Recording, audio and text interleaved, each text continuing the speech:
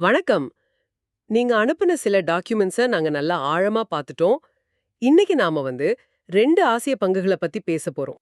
ஒன்னு ஜப்பான்ல இருந்து குறியீடு 10,500, ம். இன்னொன்னு தென் கொரியாவுல இருந்து குறியீடு 005930. ஆமா. இதுல ஒரு சுவாரஸ்யமான புதிர் இருக்கு. ஒரு ஒரு மர்ம கதை மாதிரின்னு வச்சுக்கோங்களேன்.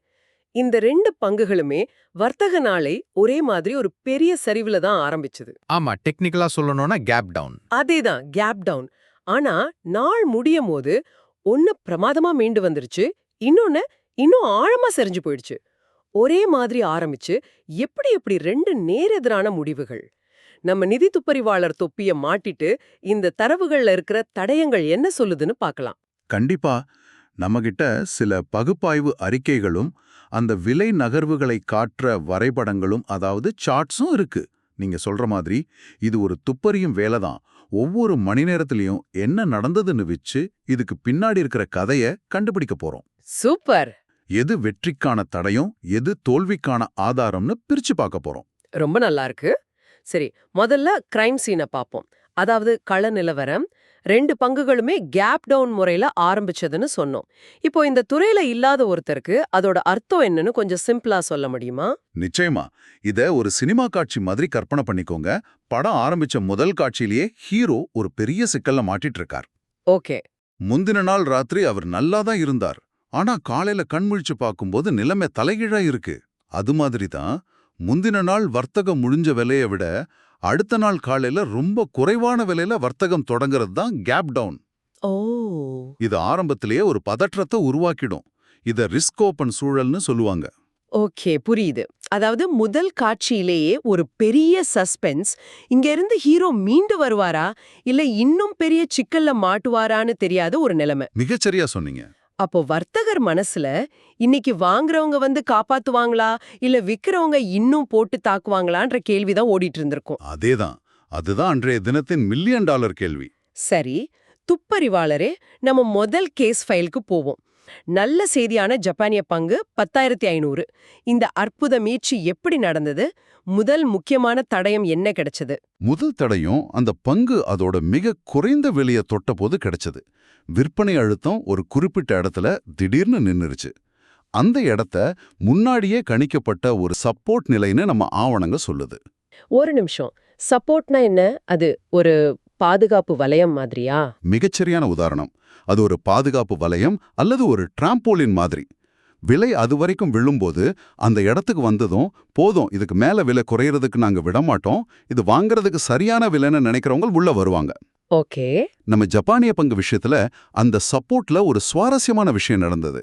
அத ஆவணங்கள் இன்ஸ்டிடியூஷனல் அப்சார்ப்ஷன் அப்படின்னு குறிப்பிடுது. இன்ஸ்டிடியூஷனல் அப்சார்ப்ஷன் கேட்கவே பெரிய வார்த்தையா இருக்கே. சிம்பிளா சொன்னா என்ன அர்த்தம்?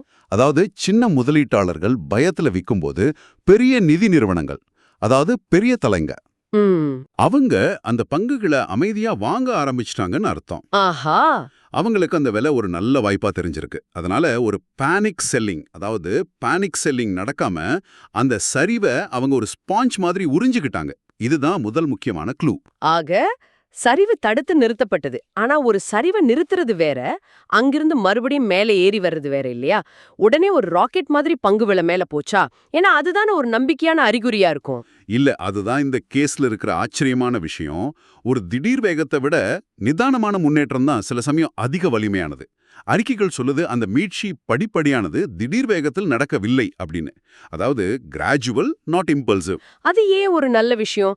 நிதானமா ஏறினா விக்கிறவங்க மறுபடியும் உள்ள வந்து விலைய கீழே தள்ள மாட்டாங்களா? அது கொஞ்சம் ரிஸ்க் மாதிரி தெரியலையா? நல்ல கேள்வி. ஆனா இத ஒரு காரை மலையில ஏத்துற மாதிரி யோசிச்சு பாருங்க. திடீர்னு வேகமா ஆக்சிலரேட்டரை மிதிச்சா டயர் சும்மா சுத்திட்டு வண்டி நகர சிரமப்படலாம். ஆமா ஆமா. ஆனா மெதுவா சீரான அழுத்தத்தை கொடுத்தா கார் நம்பிக்கையா மேலே ஏறும். அதுபோல இந்த நிதானமான ஏற்றம் ஒரு விதமான வெறித்தனமான வாங்குதலை காட்டிலும் பெரிய நிறுவனங்கள் திட்டமிட்டு கட்டுப்படுத்தி வாங்குறத காட்டுது. இது இன்னும் நிலையான மீட்சிக்கான அறிகுறி. ஆஹா, இப்ப புரியுது. அப்போ இந்த நிதானமான ஏற்றத்துல அடுத்த தடயம் என்ன கிடைச்சது? அடுத்த தடையும் பிவட் அப்படின்னு சொல்லப்படுற ஒரு முக்கிய நிலையை அது எப்படி கையாண்டது அன்னோதுதான். மறுபடியும் ஒரு டெக்னிக்கல் வார்த்தை. பிவிட்னா என்ன? அது ஒரு போர்க்களத்துல இருக்கிற முக்கியமான கோட்டை மாதிரியா? அருமையான ஓமை. கிட்டத்தட்ட அப்படித்தான். பிவிட்ட அன்றைய நாளுக்கான ஒரு உளவியல் எல்லைக்கோடுன்னு சொல்லலாம். வாங்குறவங்களால விலைய அந்த கோட்டுக்கு மேல தள்ளி அங்கேயே நிலைநிறுத்த முடிஞ்சா அது அவங்களுக்கு ஒரு பெரிய தார்மீக வெற்றி. ஒரு போர்க்களத்துல முக்கியமான பாலத்தை கைப்பற்றின மாதிரி. அதேதான். இந்த ஜப்பானிய பங்கு விஷயத்துல அவங்க அந்த பாலத்தை கைப்பற்றுனாங்க. அதனால அந்த பிவிட் நிலை ஒரு மீட்டெடுப்பு மண்டலமா, அதாவது ரீக்ளைம் ஜோனா மாறிடுச்சு. அப்படியானால் அது ஒரு திட்டமிட்ட முன்னேற்றம். அதோட இறுதி முடிவு தான் ஆச்சரியம்னு நினைக்கிறேன். ஆமா, நம்ப முடியாத அளவுக்கு அது முந்தின நாள் முடிவடைஞ்ச விலையை விட அதிக விலையில முடிஞ்சது. அடேங்கப்பா. யோசிச்சு பாருங்க, காலையில ஒரு பேரழிவு மாதிரி ஆரம்பிச்சு சாயங்காலம் ஒரு பெரிய கொண்டாட்டத்துல முடிஞ்சிருக்கு. இத டெக்னிக்கலா புல்லிஷ் ரெக்கவரி டே அப்படின்னு சொல்லுவாங்க. உங்களோட குறிப்புகள்ல பயாஸ் டே அப்படின்னு ஒன்னு குறிப்பிட்டிருந்தீங்களே, அது என்ன? பங்குக்கான ஒரு மூட் மீட்டர் மாதிரியா? அது என்ன சொன்னது? கிட்டத்தட்ட அப்படித்தான். பயாஸ் டேபிள ஒரு டிராஃபிக் சிக்னல்னு வச்சுக்கலாம். சிவப்புன்னா ரொம்ப மோசம், மஞ்சள்னா எச்சரிக்கை, பச்சைனா எல்லாம் நல்லா இருக்கு. காலையில இந்த பங்குக்கு சிக்னல் சிவப்பா இருந்துச்சு. ம். ஆனா நாள் முடியும் போது அது நிலையான நடுநிலை, அதாவது ஸ்டேபிளைஸ்டு நியூட்ரல் நிலைக்கு மாறிடுச்சு. சிவப்புல இருந்து நேரடியா மஞ்சளுக்கு மாறிடுச்சு. ஆமா, மஞ்சள் அல்லது பச்சை நிறத்துக்கு மாறுற மாதிரி. இது அந்த பகுப்பாய்வு அமைப்பு எவ்வளோ துல்லியமா சந்தையோட மனநிலையை மாற்றி கணிச்சிருக்குன்னு காட்டுது. வாவ், காலையில நடந்த விபத்தை நடக்கவே இல்லைங்கிற மாதிரி முழுசா சரி செஞ்சுட்டாங்க. சரி, இப்போ நாணயத்தோட மறுபக்கத்தை பாப்போம். இந்த ஜப்பானிய பங்கின் கதை ஒரு வெற்றிகரமான தப்பித்தல்னா, தென்கொரிய பங்கு 005930 கதை ஒரு மர்மமான தோல்வி. ஒரே மாதிரி தானே ஆரம்பிச்சது. இங்க துப்பறியும் போது என்ன தடயங்கள் கிடைச்சது?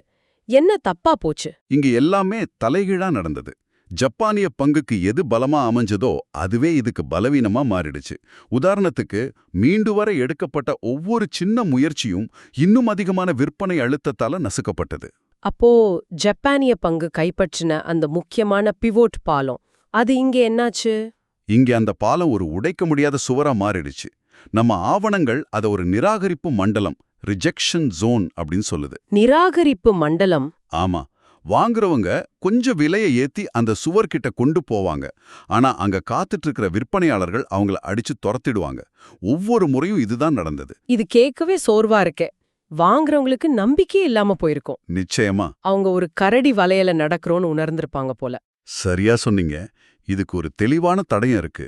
அறிக்கைகள் சொல்லுது, இந்த பங்கு தொடர்ந்து தாழ்வான உச்சங்களை, அதாவது பெர்சிஸ்டன்ட் லோவர் ஹைஸ் உருவாக்கிட்டே இருந்ததுன்னு.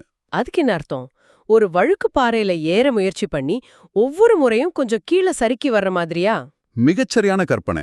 முதல் முறை 10 அடி ஏறி 8 அடிக்கு சறுக்கலாங்க. அடுத்த முறை 8 அடி வரைக்கும் போய் 6 அடிக்கு சறுக்குறாங்க. ஓ. இப்படி ஒவ்வொரு முயற்சியும் முந்தைய முயற்சியை விட பலவீனமா இருக்கிறது தான் தாழ்வான உச்சங்கள். இது விற்பனையாளர்கள் முழு கட்டுப்பாட்டுல இருக்கிறாங்கன்றதுக்கான ஒரு கிளாசிக் அறிகுறி. இந்த கேஸ்ல விற்பனையாளர்களின் கைரேகைகள் எல்லா இடத்துலயும் பதிஞ்சிருந்தது. அப்போ இதோட பயாஸ் டேபிள் டிராஃபிக் சிக்னல் என்ன நிறத்துல இருந்தது? அது நாள் முழுக்க அடர் சிவப்பு நிறத்துல தான் இருந்தது. டெக்னிக்கலா சொன்னா கடுமையான கரடி சந்தை, ஸ்ட்ராங் பேரிஷ். அடடா. அது ஒரு தடவை கூட நிறமாற முயற்சி பண்ணல. இது மீண்டு வரும்ன்ற எந்த ஒரு பொய்யான நம்பிக்கையும் கொடுக்கல. இதுவும் அந்த பகுப்பாய்வு அமைப்போட ஒரு பலம்னு அறிக்கை சொல்லுது. அப்படியா? ஆமா, கடைசியில இந்த பங்கு முந்தின நாளை விட கணிசமான அளவு குறைந்த விலையில முடிஞ்சு அந்த கேப் டவுன் தொடர்ச்சி, அதாவது கேப் டவுன் கண்டினியூவேஷன் அப்படிங்கிற தீர்ப்பை உறுதி செஞ்சது. சரி, இப்போ 2 கேஸ் ஃபைலையும் ஒன்னா டேபிள் மேல வச்சு பாப்போம். ஒரே மாதிரி மோசமான தொடக்கம், ஆனா ஒன்னு ஹீரோ, இன்னொன்னு ஜீரோ. இந்த ஒப்பீட்டுல இருந்து நீங்க, அதாவது நம்ம நேயர், கத்துக்க வேண்டிய முக்கியமான பாடம் என்ன? துப்பறிவாளரோட இறுதி அறிக்கை என்ன சொல்லுது? நம்ம இறுதி அறிக்கை இதுதான். பெரும்பாலான மக்கள் ஒரு பெரிய சரிவை பார்த்ததும் பயந்துடுவாங்க, கதை முடிஞ்சிடுச்சுன்னு நினைப்பாங்க. ஆனா நீங்க அனுப்புன ஆவணங்கள் காட்டுற ஒரு முக்கியமான ரகசியம் என்னன்னா, புத்திசாலித்தனமான முதலீட்டாளர்களுக்கு அந்த பயத்துக்கு பிறகுதான் உண்மையான கதையே தொடங்குது. ஆஹா. தொடக்க விலைங்கிறது அத்தியாயத்தோட முதல் வரிதான், முடிவுரை கிடையாது. இது ஒரு அருமையான பார்வை. அதாவது ஆரம்பத்துல ஏற்பட்ட அதிர்ச்சியை விட அந்த அதிர்ச்சிக்கு சந்தை எப்படி எதிர்வினையாற்றுது அன்னோதுதான் முக்கியம். மிகச்சரி. அந்த பிவட் நிலைதான் உண்மையான போர்க்களம் அன்னோதும் இந்த 2 பங்குகளும் நமக்கு காட்டிடுச்சு. ஆமா. ஜப்பானிய பங்குக்கு அது மீண்டும் கைப்பற்றப்பட வேண்டிய ஒரு கோட்டையா இருந்தது. கொரிய பங்குக்கோ அது தகர்க்க முடியாத ஒரு தடையா இருந்தது. அதோட விலை நகர்வுகளோட தன்மையை புரிஞ்சுக்கணும். ஜப்பானோட மீட்சி நிதானமா கட்டுப்படுத்தப்பட்டதா இருந்தது. கொரியாவோட தோல்வியுற்ற முயற்சிகள் தொடர்ச்சியான பலவீனத்தை காட்டியது. அப்போ இந்த தொழில்நுட்ப கட்டமைப்பு எதிர்காலத்தை கணிக்கிற ஒரு ஜோதிட கருவி இல்லையா? இல்லவே இல்ல. அறிக்கைகள் தெளிவா சொல்லுது, இது ஒரு கணிப்பல்ல, ஒரு வரைபடம் அப்படின்னு. ஒரு மேப் மாதிரி. ஆமா, இது எதிர்காலத்தை சொல்லல. ஆனா நிகழ்காலத்துல வாங்குறவங்களுக்கும் விக்கிறவங்களுக்கும் இடையில நடக்கிற போராட்டத்தை, அந்த போர்க்களத்தோட வரைபடத்தை நம்ம கண் முன்னாடி காட்டுது. எந்த படம் ஜெயிக்குது, எந்த படம் தோற்குதுன்னு நேரலையில காட்டுது. அப்போ இந்த பகுப்பாய்வு உணர்த்துற விஷயம் என்னன்னா, தொழில்நுட்ப கருவிகள் ஒரு சந்தையின் கதைய அது நடந்து கொண்டிருக்கும் போதே புரிஞ்சுக்க எப்படி உதவுது ಅನ್ನೋதுதான். இது யார் ஜெயிக்க போறாங்கன்னு சொல்றதை விட இப்போதைய சண்டை எவ்ளோ தீவிரமா இருக்கு, யார் கை ஓங்கி இருக்குன்னு சொல்றதுதான் முக்கியம். உண்மைதான். இந்த கட்டமைப்பு 2 முற்றிலும் மாறுபட்ட சூழ்நிலைகள்லயும் சீரா வேலை செஞ்சது. அது ஜப்பானிய பங்கின் வலிமையையும் கொரிய பங்கின் பலவீனத்தையும் எந்த குழப்பமும் இல்லாம அடையாளம் காட்டியது. இந்த ஆய்வுகளின் அடிப்படையில உங்களுக்காக ஒரு இறுதி சிந்தனையை விட்டுட்டு போறோம். ஒரு சந்தை எப்படி அழுத்தத்தை தனக்குள்ள உள் வாங்கிக்கிட்டு மீண்டு வந்ததுன்னும், இன்னொன்னு எப்படி அந்த அழுத்தத்துல நொறுங்கி போனதுன்னும் பார்த்தோம். இது நீங்க கவனிக்கிற எந்த ஒரு சந்தைக்கும் பொருந்தக்கூடிய ஒரு கேள்வியை எழுப்புது. தற்போதைய அழுத்தம் புத்திசாலித்தனமான முதலீட்டாளர்கள் அமைதியாக வாங்குவதற்கான ஒரு மறைக்கப்பட்ட வாய்ப்பை உருவாக்குகிறதா, அல்லது எல்லோரும் தப்பித்து ஓட முயற்சிக்கும் ஒரு அடிப்படை பலவீனத்தை வெளிச்சம் போட்டு காட்டுகிறதா? பதில் நம்ம இன்னைக்கு பார்த்த துப்பறியும் கதையை போலவே அந்த முக்கியமான எல்லை கோடுகளில் நடக்கும் நுட்பமான போராட்டங்களின் தடயங்களில்தான் பெரும்பாலும் மறைந்திருக்கிறது.